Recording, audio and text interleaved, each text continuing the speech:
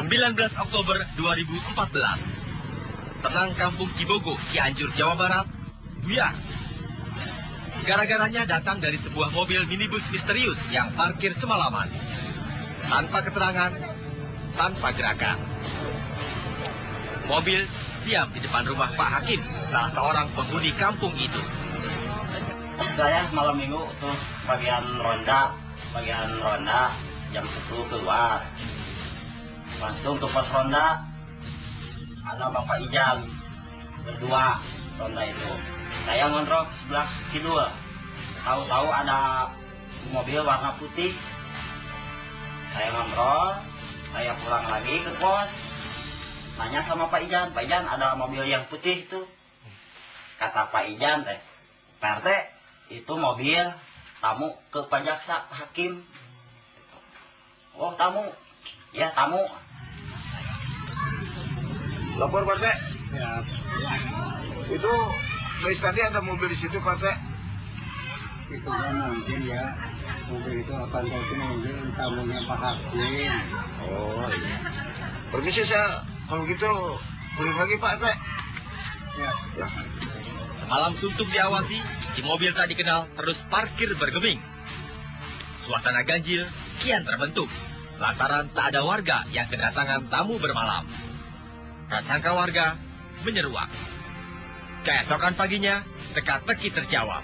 Tak disangka, ternyata dalam mobil minibus berkaca gelap berisi mayat wanita paruh baya.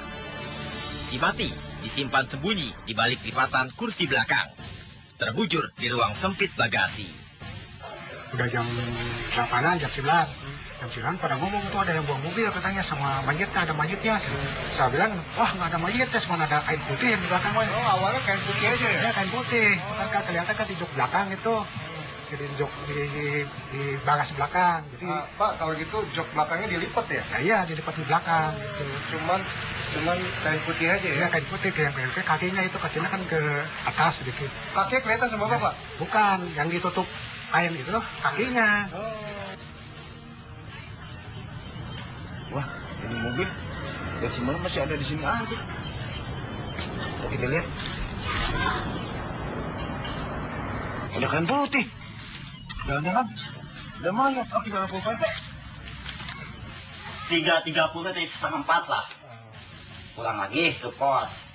Pas jam 4, ya, pulang saya jam 4, Pak. Pulang jam 4. Ya, jam 4 saya pulang. Nah, tahu-tahu jam 7 pagi saya lagi ngopi di sini di rumah. Warga rame, ada buang mayat.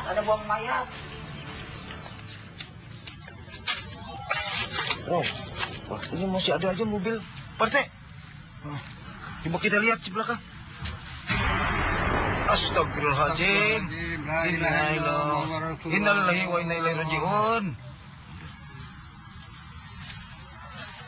Geger kampung kian meraja. Urusannya tambah gawat.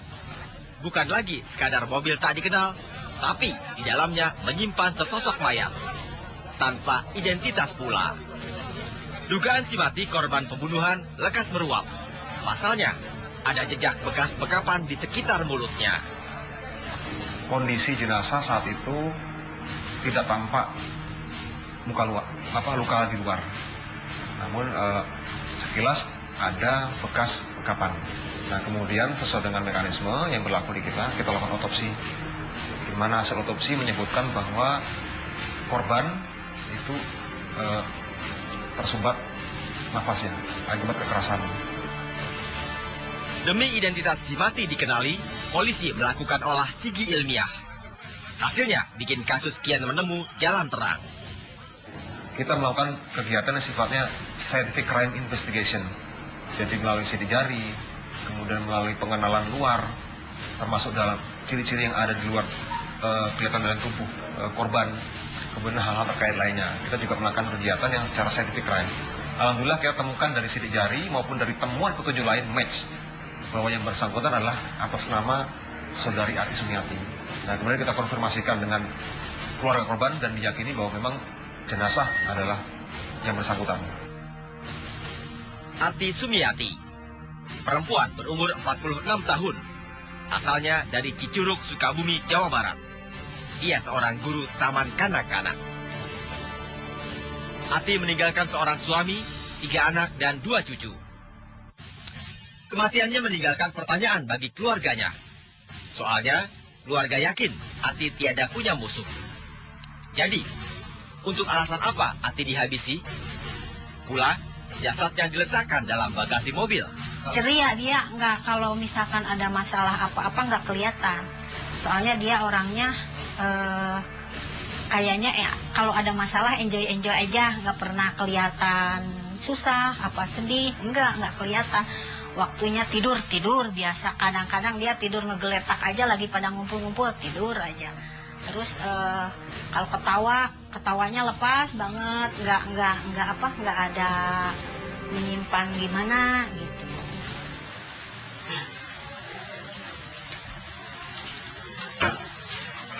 Bilang, udah siap belum?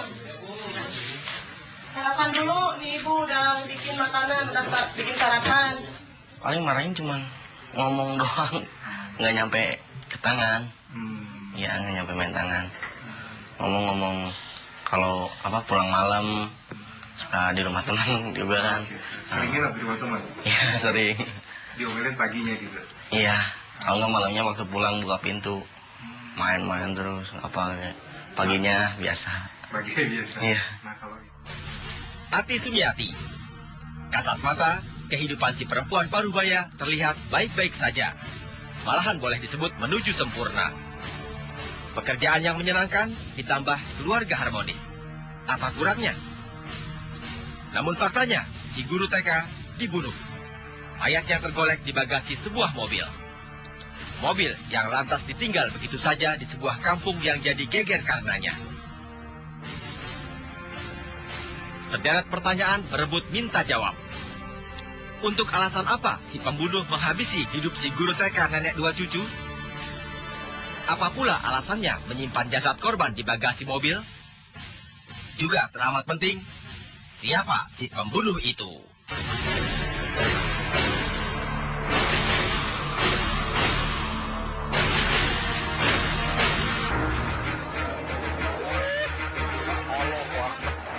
Ati Sumiati, guru TK nenek 2 cucu, mati dibunuh. Mayatnya diletakkan di bagasi mobil minibus. Kerja polisi mengungkap identitas korban sukses. Tinggal lagi menyigi pelakunya.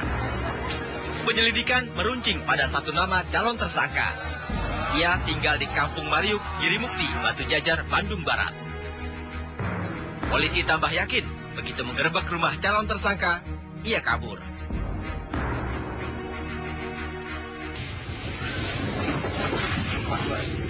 Wah, di mana Pak? Di rumah ada polisi. Ibu takut, anak-anak sih aman. Jadi pelaku ini kabur melalui jalur danau. Karena memang tidak jauh jarak antara rumah tersangka dengan waduk ini dekat. Ketika kita melakukan penggerebekan awal ke rumah tersangka, dia sempat mencium keberadaan kita, sehingga sempat melarikan diri melalui jalan danau. Kendati operasi pertama gagal, polisi beroleh tambahan barang bukti. Nah, antara lain, kita menemukan kunci kendaraan yang terparkir yang ada jenazahnya, kunci Avanza itu. Kita menemukan STNK-nya, surat-surat kendaraan yang ada di sana. Kita menemukan beberapa plat kendaraan. Kemudian kita menemukan juga cat semprot pilok itu ya, yang itu diduga digunakan untuk mengaburkan kendaraan yang digunakan oleh tersangka ketika membunuh korban dan membuang korban. Salah satu barang yang kita temukan adalah uang palsu, yang diduga itu ada kaitannya dengan upaya untuk mengelabui korban-korbannya. Pada operasi penyergapan berikutnya di 6 November, si calon tersangka akhirnya kena ciduk. Tempatnya di Gado Bangkong, Bandung Barat. Si calon tersangka adalah Bambang Husairi. Ia sejatinya seorang buruh serabutan asal Kampung Mariuk, Girimukti, Batu Jajar, Bandung Barat. Sosok Bambang Husairi asing di kalangan keluarga Ati Sumiati. Begitu pula latar belakang hubungan keduanya. Bambang Husairi tak punya pekerjaan tetap. Hasil kerja serabutan tak bisa diandalkan. Sebelumnya, ia dan istrinya sempat 8 tahun mengadu nasib jadi TKI di Timur Tengah. Assalamualaikum. Waalaikumsalam, Pak. Silakan duduk, Pak. Iya, Bu. Gimana, Pak, kerjanya? Ya, ini ada rezeki sedikit, Bu. Ya, Pak, cuma segini. Iya, habis bagaimana lagi? Bapak kan lagi nyari pekerjaan dulu, Bu. Kerja Bapak kan serabutan. Serabutan melulu. Lah bagaimana, Bu? Habis bagaimana? Kalau kita harus bersyukur dulu, segitu dulu. Nanti besok kali Bapak dapat lagi kerjaan, gitu. Nyari yang lain aja dah, Pak. Nih, buat Bapak. Gimana ini ya? Kerjaan belum dapat, istri marah-marah. Aduh, bingung juga, pusing juga saya nih. Terjepit kebutuhan hidup, bapak 2 anak itu berakrobat akal. Sampai akhirnya, Bambang memilih jalan pintas mendalami ilmu perdukunan. Bambang berguru ke beberapa tempat. Dari situ, Bambang lantas buka praktik perdukunan sendiri. Nah, pelaku atas nama BH ini memang dalam beberapa tahun terakhir ini mengklaim dirinya memiliki kemampuan yang sifatnya supranatural, bisa berkomunikasi dengan makhluk penunggu gua atau makhluk penunggu saguling yang bisa memberikan bantuan terhadap klien yang memang menginginkan bantuan dari pelaku atas nama BH ini. Demi klien tertarik, Bambang menjual bualan akan kesaktiannya. Salah satunya, ia mengaku bisa menggandakan uang secara gaib. Beberapa klien yang ditawarkan bisa dibantu oleh yang bersangkutan, antara lain penggandaan uang. Kemudian ada juga membantu orang yang sedang, mohon maaf, hamil. Terus kehamilannya tidak dikehendaki, sehingga yang bersangkutan menawarkan diri bisa membantu mempertemukan dengan penunggu makhluk halus yang ada di sekitar danau, sehingga nanti bisa dimakan secara gaib. Demi klien yakin dan tak lepas dari cengkraman, Bambang bahkan mengajak untuk ikut dalam ritual yang dilakoninya. Biasanya di goa-goa di sekitar Waduk Saguling. Ritual yang Bambang bilang cara berkomunikasi dengan makhluk gaib para penunggu.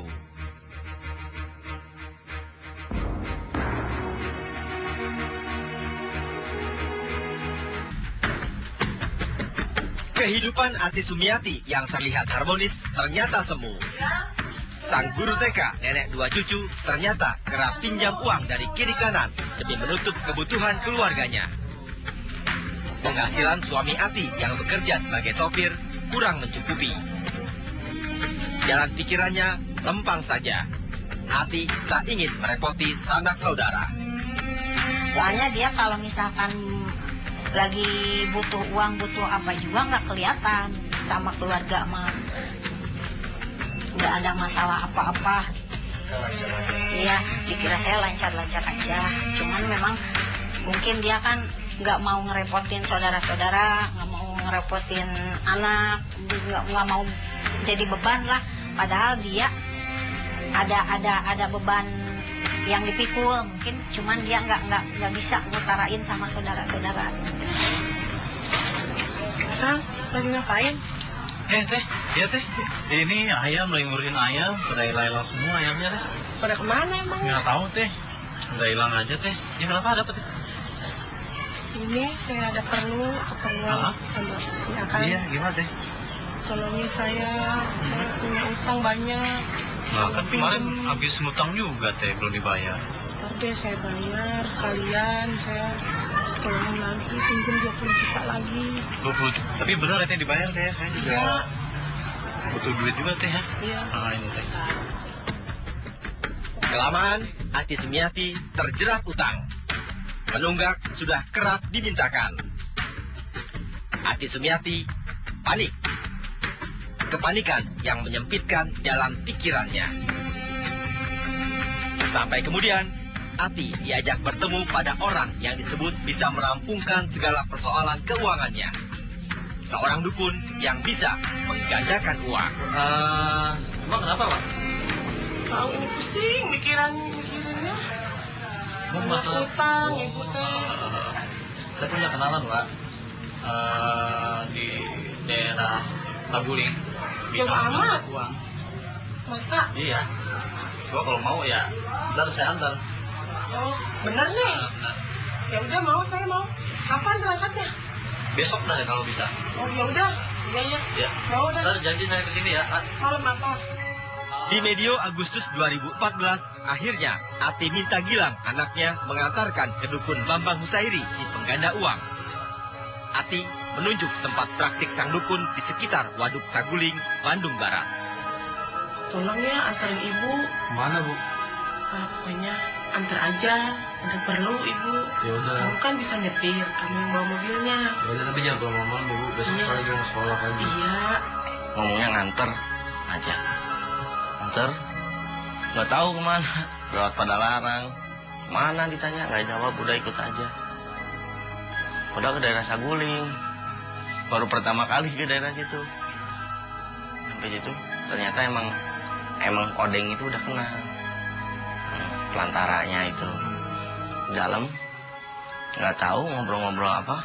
Hilang di mobil tiduran. Waalaikumsalam. Maaf Bu, saya mau ketemu Pak Bambang, ada? Ada, silakan masuk ya. Iya. Baik.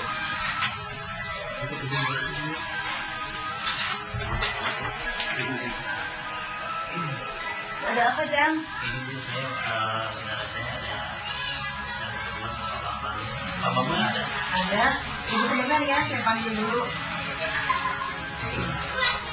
Pak, Ya. ada tamu. Ya Bu, sebentar.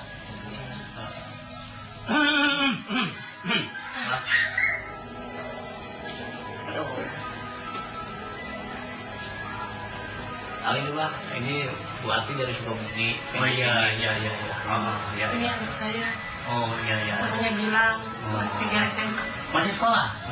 Masih. Kelas berapa? Kelas 3 sama. Kelas 3 SMA. Oh iya. Bu, saya tunggu di mobil ya Bu, mau istirahat ya. Iya. Inilah pertemuan pertama Ati Sumiati dengan Bambang Husairi, sang dukun pengganda uang. Sang dukun tentu saja girang. Seorang klien yang terpepet keadaan masuk perangkap. Sebagainya, cuman ada syarat tertentu yang harus dipenuhi oleh ibu. Gitu. Bu Ati gimana sanggup? Ya sanggupnya ini Bu, yang sangat ini sekali nih masalahnya. Ini persyaratannya adalah masalah uang dulu. Ibu harus ngasih uang berapa duit sama saya dulu, baru saya bisa mengadakan uang tersebut. Gitu Bu. Gimana Bu? Iya. Bagaimana ya, sekarang ibu udah oke gitu kan, abang juga sudah mendengar gitu kan. Nah berapa ibu mau ngasih uang sama saya untuk mengatasi kesulitan ibu? Kalau masalah itu saya tidak tahu. Masalah penggandaan uang apa gimana, nggak tahu. Cuman nggak cerita apa-apa. Kalau masalah apa penggandaan uang apa gimananya nggak tahu pokoknya. Ati tak banyak bicara soal tujuannya menemui dukun. Hanya anaknya Gilang yang sempat tahu, namun itu pun serba sedikit. Itulah kemarin si abah dukun itu serem banget. Kenapa emang dia? Itu bisa ngawinin orang sama jin, terus sama ngambil orok di dalam rahim ibunya. Astagfirullahaladzim, yang bener Bu. Aduh, ibu mah jangan sampai amit-amit. Jangan Bu, jangan sampai. Iya, sekarang udah. Kadung terbuai omongan sang dukun yang terasa meyakinkan, Ati Sumiati tak keberatan ketika dukun Bambang minta sederet syarat. Di benak Ati Sumiati, duit yang bakal diterima dari dukun Bambang bisa seketika bikin beres segala persoalan. Ati menyerahkan duit 20 juta rupiah untuk digandakan. Sang dukun menjanjikan hasilnya akan berlipat 100 kali. 20 juta rupiah bakal menjadi 2 miliar. Ini Kak, saya bawa 20 juta. 20 juta Bu? Iya. Biar nanti lebih banyak lagi. Oh iya, mudah-mudahan ya Bu ya, nanti saya bisa melipat gandakan menjadi 2 miliar ya Bu ya. Oh. Yang benar Pak. Iya, ya, karena yang sudah juga sudah gitu kan. Pada malam yang telah ditentukan Bambang, Ati Sumiati mengikuti ritual di salah satu goa di sekitar Waduk Saguling. Korban melaksanakan ritual satu kali yang pasti ya. Yang pasti satu kali di salah satu gua yang ada di wilayah Waduk Saguling. Jadi persyaratan yang ditentukan oleh tersangka atau pelaku ini ada sesajen atau umur rampe yang dimintakan. Nah, itu biasanya antara lain berupa roti tawar. Kemudian ada juga rokok. Nah, kemudian ada bunga-bungaan. Nah, itu dibawa oleh korban dan dibantu oleh asisten pelaku ketika menyeberang. Bah, dia ya tamu datang, bayar duit 20 juta, sayang jadi 2 miliar. Itu abah dikabulkan. Sama pelaku Bapak kenal nggak? Enggak. Nggak kenal? Iya. Untuk istri suka cerita nggak tentang pelaku? Nggak pernah juga. Nah itu katanya kan ibu ke Saguling beberapa kali. Iya, tahu betul. nggak? Nggak tahu sama sekali. Kumaha abah carana yo. Oh gampang, tunggu wae. Mungkin ku abah dikabulkan. Jangan-jangan Abah ngebohongin saya. Ibu kan minta ngasihnya cuma 20 juta abah saya. Mau digandakan 2 miliar gitu kan. Nah ibu harus sabar. Ini waktu kan baru 1 minggu, belum 1 bulan. Gitu kan. Dasar bohong mulu. Bambang Husairi sang dukun. Demi kliennya yakin, Bambang melakukan ritual di goa-goa di sekitar Waduk Saguling, tempat-tempat yang wingit. Jurus lain Bambang mengajak serta kliennya. Nah, ritualnya itu dilakukan di gua yang ada di Waduk Saguling. Di tengah ada pulau di sana, dilaksanakan di dalam gua itu. Jadi mereka berdiam di gua itu selama sekian jam. Biasanya dimulai pada sekitar pukul 11 hingga 12 malam. Ya, sampai menjelang subuh sekitar jam 4 pagi. Nah, di sana dibacakan mantra-mantra kepada di dalam gua itu oleh pelaku. Uang yang diserahkan Ati Sumiati untuk digandakan dukun Bambang Husairi banyaknya 20 juta rupiah. Dukun Bambang menjanjikan bakal menjadikannya 100 kali lipat, 2 miliar rupiah. Tentu saja dengan pertolongan makhluk gaib penunggu goa di Waduk Saguling. Ati Sumiati memang tergiur. Namun, lama-kelamaan Ati juga curiga lantaran duit miliaran itu tak kunjung mendarat di tangannya.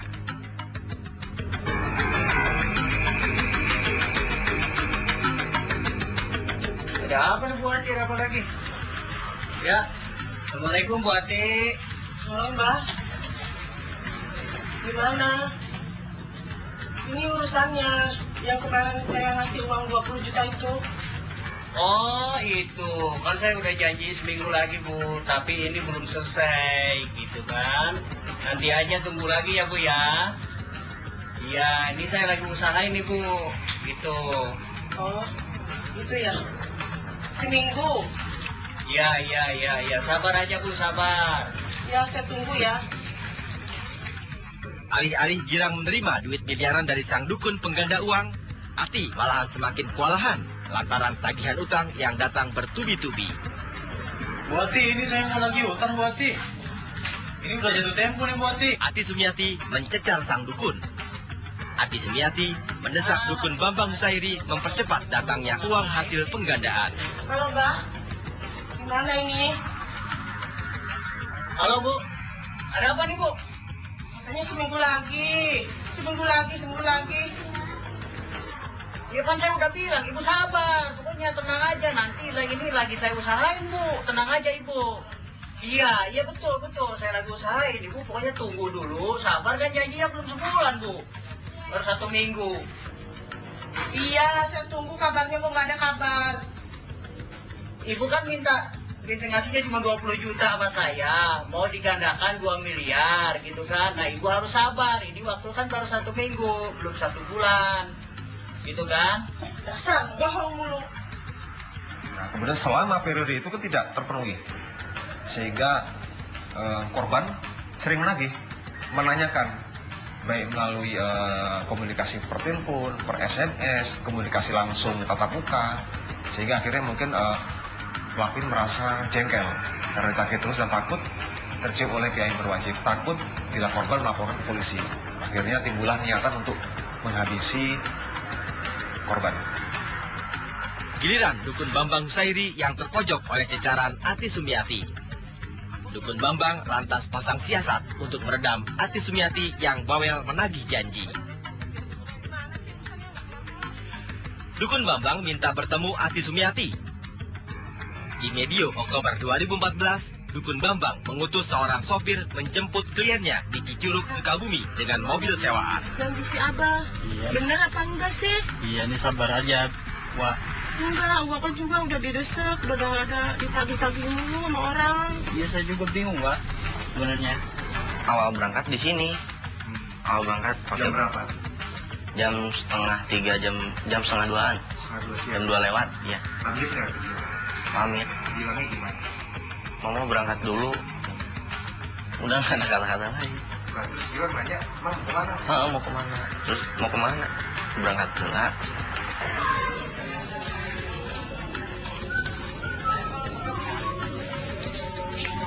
Bang, ini pamit ya. Karena ada perlu sebentar. Kamu mau kemana? Sebentar, ada perlu. Oh, yaudah, hati-hati ya, Bu. Iya. Itu pamit nggak ke Bapak? Cuman SMS aja sih. Apa isi SMS-nya? Itu saya mau pergi dulu, katanya gitu doang. Sama siapa gitu? Nggak ngomong. Ada keperluan apa? Keperluannya sih dulu pernah waktu pas jarah dulu, katanya. Apa? Jarah Ziarah ke nggak ngomong sih yang mana. Ziarah. Nah, terus Bapak balasnya gimana? Atau telepon atau gimana? Balasnya sudah dibalas, tapi udah nggak aktif HP-nya gitu. Diawali dari tanggal 15 Oktober bahwa korban Nyati Sumiati ini dijemput oleh seseorang yang tidak dikenal, yang tidak dikenal dari keluarganya, dengan menggunakan kendaraan. Kemudian pergilah Nyati Sumiati ini bersama laki-laki yang tidak dikenal lagi lainnya. Kemudian dibawa oleh pelaku ke beberapa tempat. Kemana saja? Antara lain ke rumah tersangka yang ada di Waduk Saguling itu. Kemudian berkeliling di sekitar wilayah Bandung Barat, Cimahi, Padalarang sampai dengan wilayah Cianjur. Kemudian di TKP di sekitar daerah Bojong Picung maupun antara Bojong Picung dan Ciranjang itu tersangka dibunuh di sana.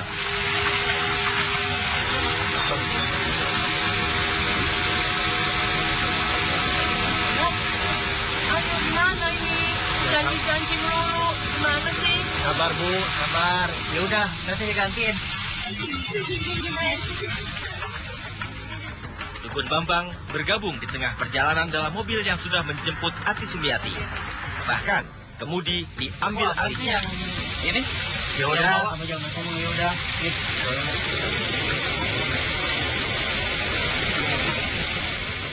Dukun Bambang rupanya sudah menyiapkan rencana jahat.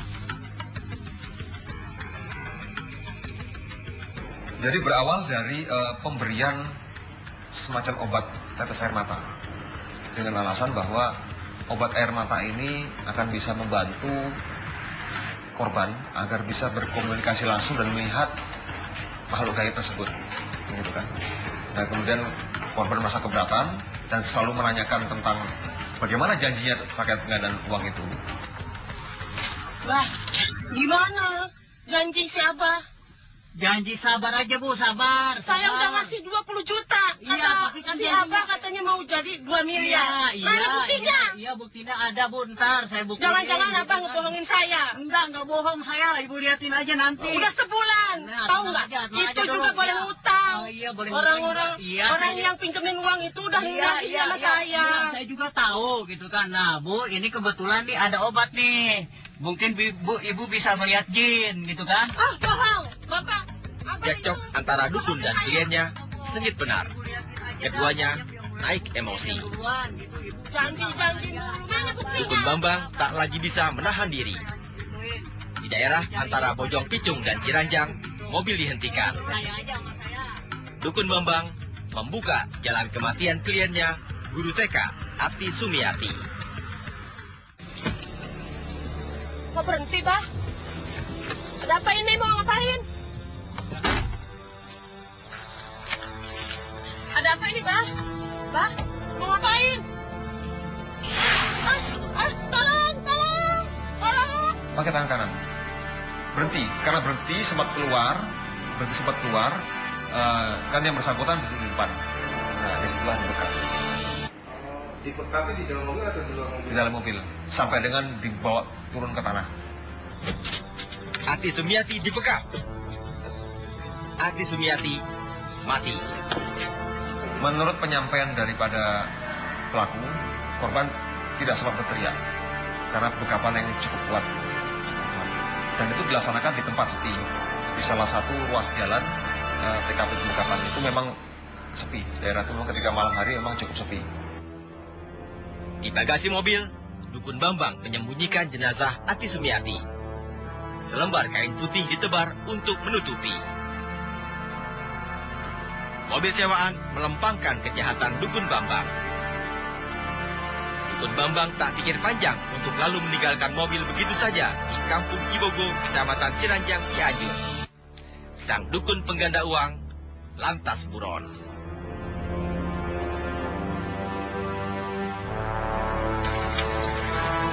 Ciranjang, Pak.